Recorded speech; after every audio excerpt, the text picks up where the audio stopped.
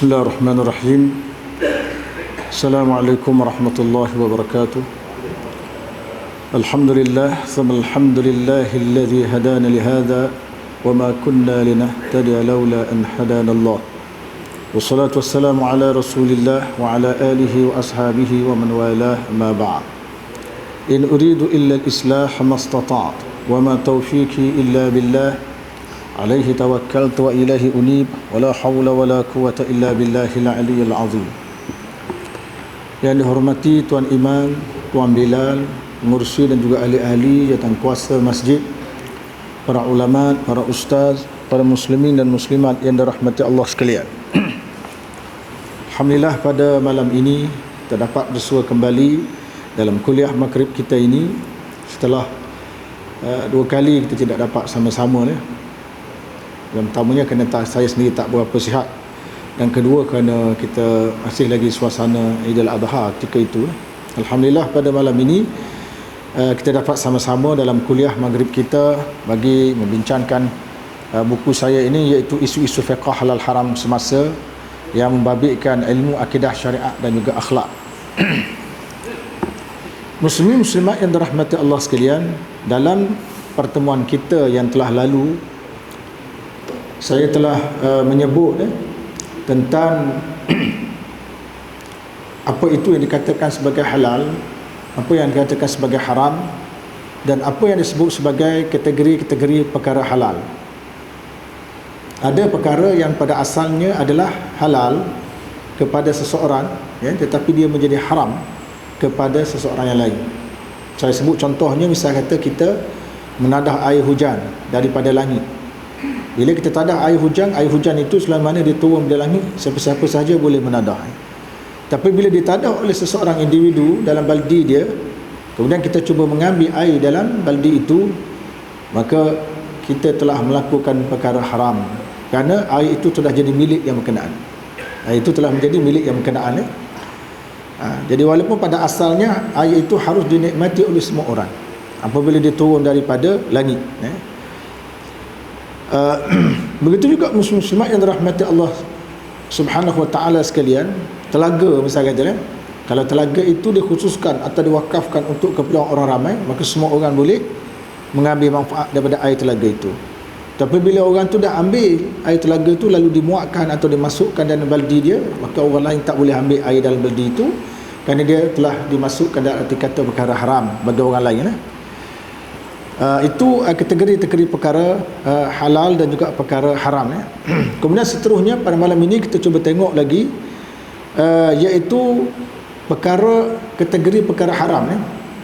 Pertama, haram kerana zat. Haram kerana zatnya seperti arak, khinzir, bangkai binatang, darah yang cair, binatang yang disembelih bukan kerana Allah dan seumpamanya, maka ini adalah haram dari segi zatnya. Haram dari segi zatnya, dan kita haram memakannya kecuali sebagaimana yang telah kita bahaskan dalam pertemuan telah lalu, iaitu apabila kita berada dalam keadaan terpaksa.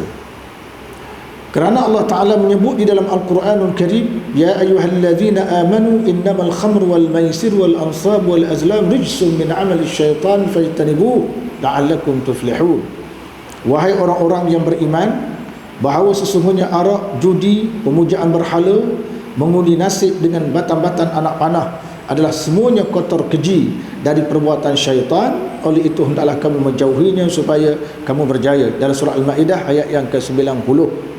Jadi ada 4 perkara disebutkan dalam ayat kita bacakan ini, iaitu arak, ini adalah haram kerana zatnya, judi, bertenun nasib, pemujaan berhala dan juga mengundi nasib. Ini 4 perkara disebut dalam hadis ayat di atas sebagai contoh. Dan bolehlah kita kiaskan kepada perkara lain disebut dalam Quran atau hadis Nabi, yang mana zat dia itu adalah haram. Zat dia itu adalah haram, tak boleh dimakan. Kemudian seterusnya firman Allah Ta'ala, innama harrama alaikumul maytata waddama wa lahmal khinzir wa ma uhilla bihi li ghairillah faman itturra ghaira baghin wala 'ad fala ithma alaihi innallaha ghafurur rahim. Sesungguhnya Allah Ta'ala hanya mengharamkan kepada kamu memakan bangkai, darah, daging babi dan binatang-binatang yang disembelih tidak kerana Allah. Maka sesiapa terpaksa memakannya kerana darurat, sedang ia tidak mengingininya dan tidak pula melampaui batas pada kadar benda yang dimakan itu, maka tidaklah ia berdosa. Sesungguhnya Allah Ta'ala itu Maha Pengampun lagi Maha Mengasihani. Surah Al-Baqarah ayat 173. Jadi kita baca ayat ni tuan-tuan, dia menyebut apa perkara, antaranya haram makan bangkai, darah. Maksud darah sini darah cair seperti yang sebut dalam ayat di atas lah.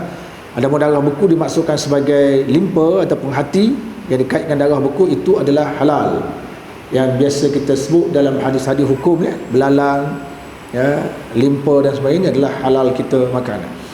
Ikan begitu juga ya, yang dikecualikan oleh syarak, ikan dan belalang yang mati, maka itu adalah halal untuk kita makanlah.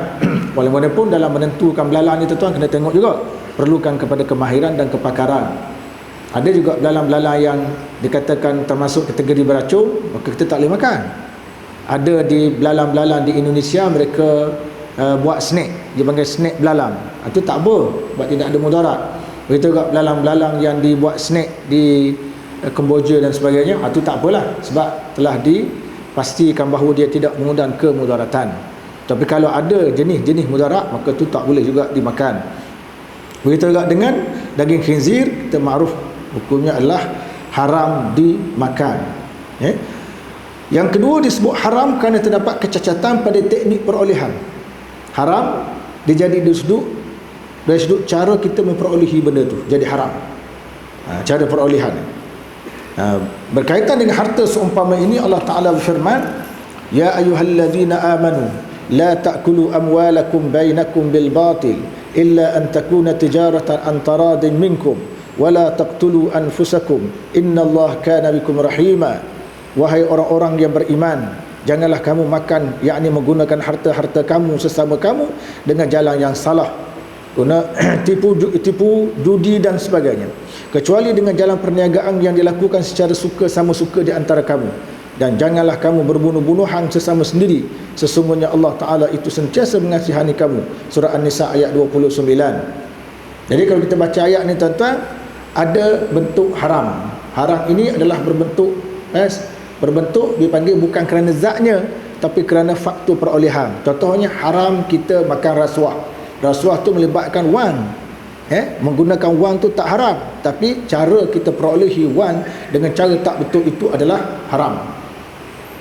Itu adalah haram. Jadi wang kertas tu tak haram, tapi kita peroleh wang kertas itu dengan cara mengompak bank, haram. Kita memperoleh wang kertas itu dengan cara mengompak peti-peti masjid, haram. Dan ataupun kita memperoleh wang itu melalui cara kita menipu bank-bank dan mengenakan cukai ke apa ke sebanyak 1% tanpa disedar oleh pelanggan. Dapatlah 500,000, dapatlah 1 juta, dapatlah 2-3 juta contoh pada pegawai berkenaan, ataupun digunakan oleh skamer contohnya. Maka semua itu disebut sebagai haram, bukan kerana zat dia, tapi haram kerana faktor perolehan. Maka sebagian ulama menyebut termasuk haram kerana faktor perolehan ialah peti sejuk. Peti sejuk ni tuan-tuan, dia tidak haram. Dia digunakan untuk menyimpan benda-benda yang tidak tahan lama supaya tahan lama. Peti sejuk kan. Tapi kalau peti sejuk itu dijual oleh Israel dalam suasana kita sedang berperang dengan Israel dan kerajaan mengharamkan rakyat beli peti sejuk tadi, maka rakyat kena akur. Haram beli peti sejuk dalam situasi itu. Sebab apa? Sebab perintah daripada kerajaan.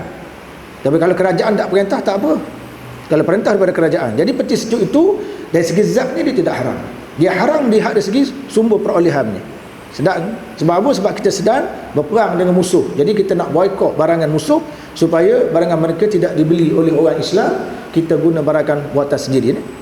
Daripada ayat di atas kita dapat memahami berusaha mencari harta adalah halal dan sangat dituntut. Dalam Islam itu mencari harta itu sesuatu yang sangat dituntut. Tak kira apa kita kerja, satu benda yang sangat mulia, hatta jaga sekalipun. Dengan gaji yang rendah, walaupun dia gaji rendah, tapi kerja itu kerja mulia. Tukang sapu sekalipun, walaupun dia mendapat berapa sen ya, tapi kerjanya mulia. Berbanding orang kadang-kadang kerjanya tinggi, syarikat tinggi, tapi cara perolehan harta tidak betul, kadang-kadang haram. Saya pernah, pengalaman saya tuan-tuan, membuat praktikal pelajar saya di sebuah penjara. Di sebuah penjara di Malaysia. Jadi bila sesi, dipanggil sesi pertemuan antara penyelia dengan pelajar. Jadi saya jumpa pelajar saya, dan di situ kita jumpa beberapa orang Banduang, beberapa orang Banduang, dan di antara Banduang itu adalah satu orang Cina masuk penjara, ditangkap. Dia adalah terlibat dengan gangster. Dia kena ditangkap, masuk dalam penjara. Dan masa saya pergi itu, dia satu-satunya orang bukan Islam yang sanggup hadir dalam ceramah agama yang dibuat oleh pihak penjara. Dia datang dan dia menyatakan hasrat dia untuk masuk Islam. Jadi pihak penjara tidak menghalang dia. Jadi dia masuk, tuan-tuan, dan dia bila selesai sesi ceramah, kita cakap-cakap dengan dia. Dia kata dia dulu adalah terlibat dengan gangster. Satu hari itu dia dapat berpuluh ribu. Beratus ribu, tapi duit itu hilang sekelip mata. Dirampas atau diberi benda-benda haram. Atau nak cerita tentang duit itu tidak ada keberkatan, walaupun dia mendapat beribu-ribu sehari. Itu orang bukan Islam yang memang menyatakan hasratnya untuk masuk Islam. Itu pernah lah, berpuluh-puluh tahun dulu lah, masa praktikal di sebuah penjara ni. Muslimin semua yang dirahmati Allah sekalian, jadi mencari harta itu halal. Siapa kata mencari harta itu haram? Siapa kata mencari harta itu menyibukkan diri kita daripada Allah Ta'ala, daripada mengikut sunnah? Tak ada. Mencari harta ni, tuan-tuan, boleh mengelakkan maruah kita tercela. Sebab apabila kita tak ada harta, tuan-tuan, ada satu sudut yang Islam marah cari harta itu ialah apabila kita mencari, pertama, harta itu harta haram, ataupun harta itu perolehan cara tak betul, ataupun kita cari harta dalam bentuk kita mengabaikan kewajipan syarak. Nak cari sangat harta, macam orang setengah orang kerja pasar malam, sanggup dia tak sembahyang. Contohnya pada hari Jumaat, misal kata, kalau dia nak mengejar pelanggan, dia menjual ayam, walaupun dia jual ayam saja, nak jual ayam saja, tuan-tuan, tapi dia sanggup tidak pergi sembahyang Jumaat. Masjid dekat dengan tempat dia berniaga. Ini satu benda yang sangat mudah diceritakanlah kalau ada orang seperti itu. Itu berniaga seperti inilah dia panggil berniaga yang dilarang dalam Islam. Nampak sangat kita mengejar dunia mengatasi agama. Jadi maknanya, tuan-tuan, agama kita suruh cari harta yang halal, tapi jangan lupa kewajipan kita pada Allah, kewajipan kita pada anak-anak, pada keluarga, pada isteri dan sebagainya, hatta kewajipan kita pada jiran tetangga menerusi harta yang kita perolehi. Jadi harta halal ini perlu. Sebab apa, tuan-tuan? Kalau kita tidak mencari harta dalam konteks sekarang, tuan-tuan, bagi saya agama kita mudah tercela. Bagi saya mudah tercela, tuan-tuan. Sebab bila kita minta duit itu daripada orang bukan Islam, tuan-tuan, maka orang bukan Islam dia suruh kita buat macam-macam.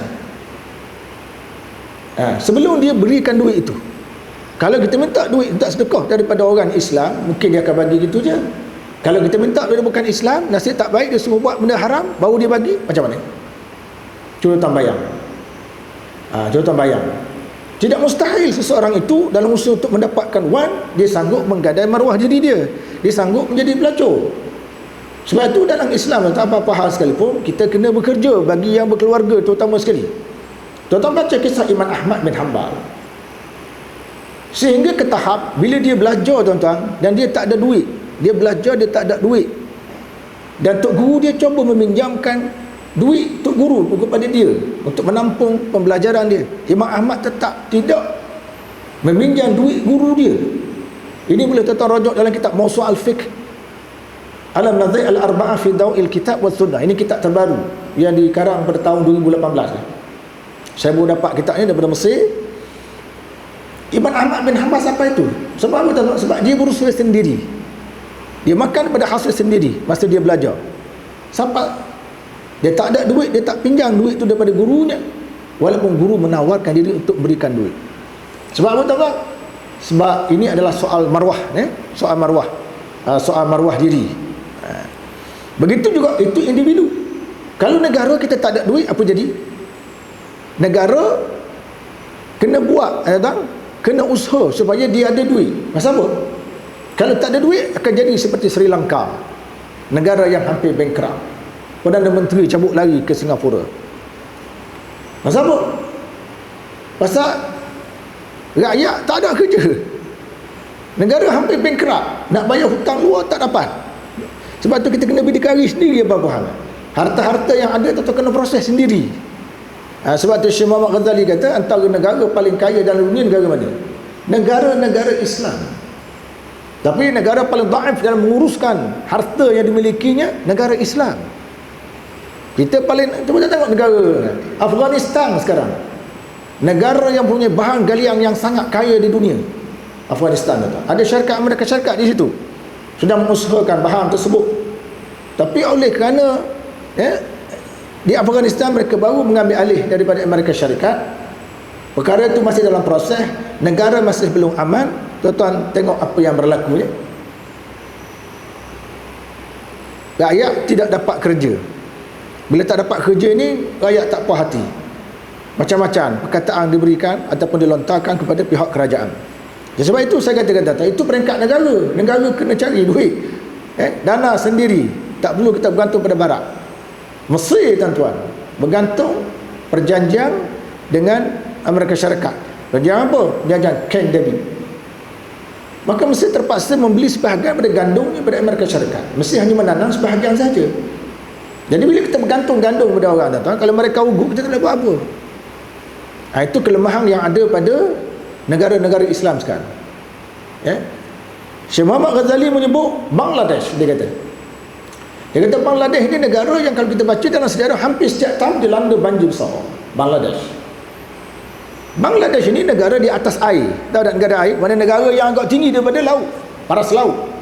Tapi kenapa selalu saja tiap-tiap tahun boleh berlaku banjir besar di Bangladesh dan melibatkan kematian berpuluh orang? Dalam masa yang sama, tuan-tuan, Belanda, negara bawah laut dia panggil. Belanda negara paras bawah laut. Negara duduk bawah, laut duduk atas. Tapi dia membina satu benteng besar. Selamat negara itu. Negara kecil je. Pasal apa? Pasal mereka mampu menggunakan kepakaran yang ada sehingga mereka selamat. Kita orang Islam tak dapat nak menggunakan kepakaran yang ada, akhirnya harta yang kita ada tu tidak dapat diproses untuk digunakan. Ini salah satu kelemahan lah. Lepas tu saya kembali tadi, bekerja mencari yang halal itu kena buat, tuan-tuan. Kena buat. Walaupun kerja tadi tidaklah tinggi, dia tetap satu kerja yang sangat mulia, sangat dituntut. Tetapi kalau harta yang dia cari itu adalah harta milik orang, hukumnya adalah haram bila dilihat dari segi cara perolehannya. Lihat dari segi cara perolehannya.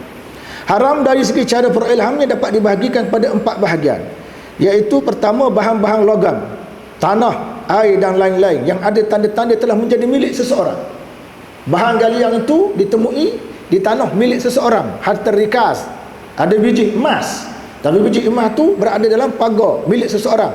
Kita tak boleh serbu, kita tak boleh pergi cangkul sebarangan, tak? Tapi kalau tanah tu milik kerajaan benar, boleh lah. Tapi kalau tanah tu ada emas, ada biji-biji emas, tapi milik individu, tak boleh. Kita tak boleh ceroboh. Sama ada senyap-senyap ke ataupun terang-terang. Jangan pula tuan-tuan kata, tak apa, senyap sah. Kita cari-cari terkaya, lepas tu kita berhenti. Macam satu ketika dahulu sebelum pergi ke Mesir tahun awal 90-an ni, emas muncul di Terengganu. Emas Terengganu ni, tuan-tuan, dia emas yang agak matang berbanding emas yang dia jumpai di Kuala Lumpur pada tahun lepas lah. Ada emas emas tu tak begitu matang, tapi kalau Terengganu ni dia matang sikit, masak dia lain macam lah. Kalau kita nak buat perbandingan itulah. Jadi emas ini kalau jumpa tanah kita, halal lah kita nikmati. Cuma kita kena keluar zakat. Wa fir rikazul khumus, keluar zakat rikas, harta yang diperoleh tanah tu kena bayar 1/5 kepada pihak kerajaan. Kena bayarlah zakat tu. Tapi kalau tanah itu milik kerajaan, tak apalah, semua orang boleh lombong di situ. Tapi tuan-tuan, saya ingat sebelum saya pergi ke Mesir dulu lah, tahun 90, tahun 80, tahun 88, banyak juga dekat-dekat atas tu dia punya lombong tu, atas tu tinggal selipar saja. Orang yang menggali tak dapat dikesan pasal lombong tu runtuh. Sebab dia orang gali dalam. Dia gali terlalu dalam. Sebab kita tidak ada kemahiran untuk dapatkan serbuk-serbuk emas tu, pakai sistem gali je, tak pakai mesin lah. Akhirnya mati gitu je pasal wabuh, tinggal selipar je atas.